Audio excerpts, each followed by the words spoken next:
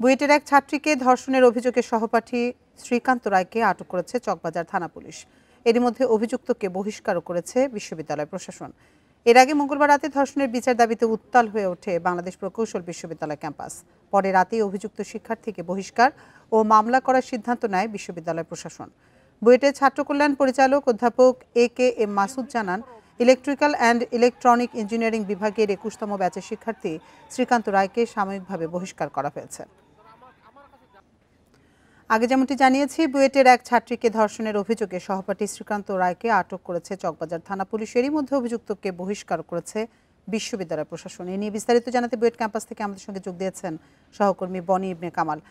বনি, এই মুহূর্তে বুয়েট ক্যাম্পাসের পরিস্থিতি কেমন দেখছেন এবং যাকে আটক করা হয়েছে অভিযুক্ত শ্রীকান্তকে, পুলিশের কাছে প্রাথমিকভাবে তিনি কি তথ্য জানিয়েছেন? আমরা এখন পর্যন্ত কিন্তু দেখতে পাচ্ছি বুয়েটের যে পরিস্থিতি গতকাল রাতের তুলনায় এখন কিন্তু একেবারেই শান্ত, যেহেতু অভিযুক্ত শিক্ষার্থী শ্রীশান্তকে গ্রেপ্তার করা হয়েছে, বিশ্ববিদ্যালয় প্রশাসনের পক্ষ থেকে মামলা করা হয়েছে, সে ক্ষেত্রে কিন্তু আমরা দেখতে পাচ্ছি যে বুয়েটের পরিস্থিতি শান্ত রয়েছে।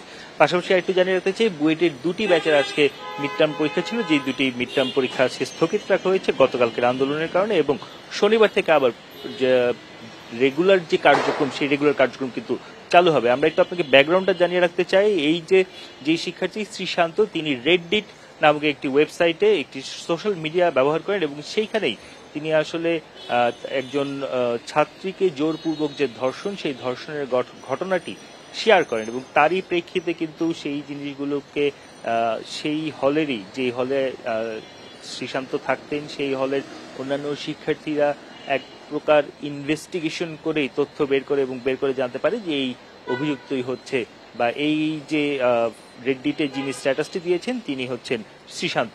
তার পরবর্তীতেই কিন্তু এই আন্দোলনের সূত্রপাত এবং গতকাল রাত্রে ১২টার পর থেকেই আন্দোলন শুরু হয়। তখন বিশ্ববিদ্যালয় প্রশাসন প্রাথমিকভাবে ওই অভিযুক্ত শিক্ষার্থীকে বহিষ্কার করে, সাময়িক বহিষ্কার যেটি সেটি করে, এবং রাত ৪টার দিকে এখান থেকে, এই ক্যাম্পাস থেকে সেই শিক্ষার্থীকে, অভিযুক্ত শিক্ষার্থী শ্রীশান্তকে চকবাজার থানায় নিয়ে যাওয়া হয় বলে আমরা জানতে পেরেছি। চকবাজার থানা পুলিশের সঙ্গে আমরা কথা বলার চেষ্টা করেছি। এখন পর্যন্ত আসলে ইনফরমেশন দেওয়ার মতো কোনো তথ্য তারা আমাদেরকে দিতে পারেনি। তারা যেটুকু বলছেন, তারা প্রাথমিক যে কথাবার্তা বলা বা জিজ্ঞাসাবাদ সেটি চলছে, এবং যেহেতু মামলা হয়েছে, মামলার যে প্রসিডিউর রয়েছে সেই প্রসিডিউর অনুযায়ী পরবর্তী আইনি ব্যবস্থা, অর্থাৎ আদালতে তোলা এবং রিমান্ড চাওয়া, সেই বিষয়গুলো কিন্তু করা হবে। এখন পর্যন্ত এরকম তথ্যই পাওয়া গেছে। বুয়েটের কয়েকজন শিক্ষার্থীর সঙ্গে ব্যক্তিগতভাবে কথা বলছিলাম, যোগাযোগ করছিলাম। তারা বলছিলেন যে শিক্ষার্থীদের মধ্যে এক ধরনের ক্ষোভ তৈরি হয়েছে, এই ধরনের শিক্ষার্থীরা কেন বুয়েটে চান্স পায় বা বুয়েটে থাকতে পারবে, সেই বিষয়টি নিয়ে কিন্তু এক ধরনের ক্ষোভ তৈরি হয়েছে।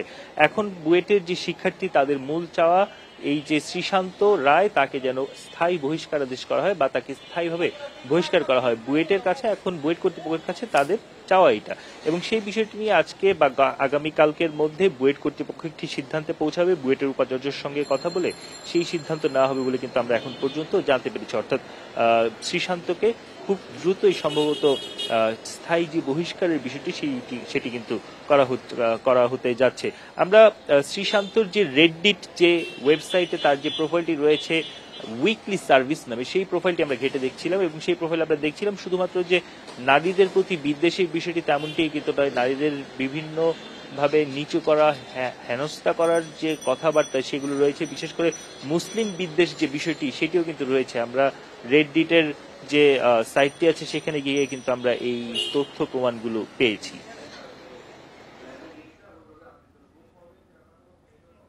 বুয়েট ক্যাম্পাস থেকে সবশেষ তথ্য জানাচ্ছিলেন সহকর্মী বনি ইবনে কামাল।